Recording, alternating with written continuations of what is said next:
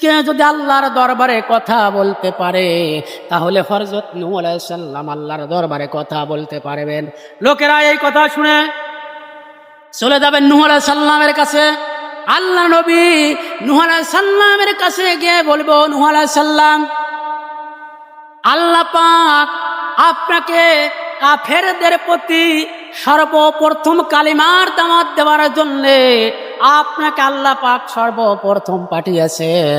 অতএব আমরা যে বিষম বিপদের মধ্যে আছি, যে বিপদের মধ্যে আছি, আল্লাহর দরবারে একটু দোয়া করুন, আল্লাহ পাক যেন আমাদের এই বিষম বিপদ থেকে রক্ষা করে, এই মুসিবত থেকে আল্লাহ পাক যেন রক্ষা করে, আল্লাহ পাক যেন এই বিপদ থেকে রক্ষা করে।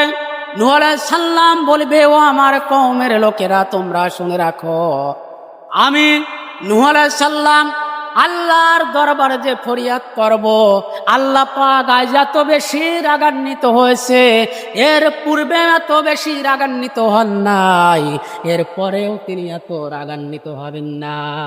আসল কথা হলো আমি নূহ আলাইহিস সালাম আমার কওমের জন্য বদদোয়া করেছিলাম। জানি না আজ আমার কি অবস্থা হবে। ইয়া নাফসি ইয়া নাফসি ইয়া নাফসি, ও লোক সকল তোমরা চলে যাও, আল্লাহর দরবারে তোমাদের জন্য আমি সুপারিশ করতে পারবো না।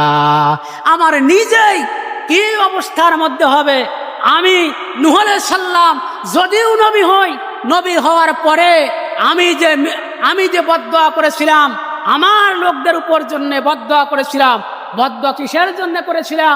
9.5 বছর পর্যন্ত কালিমার দাওয়াত দিয়েছিলাম, মাত্র 50 থেকে 70 জন তারা ঈমান এনেছিল। এই জন্য আমি নিরুপায় হয়ে তাদের উপর বদদোয়া করেছিলাম। এই জন্য আল্লাহ পাক যদি বলেন, হুরে তোকে নবী বানালাম, নবী বানানোর পরে তো কওমের জন্য পাঠিয়েছিলাম, কিসের জন্য তুই বদদোয়া করিলি? এই জন্য আজ আমি সুপারিশ করতে পারবো।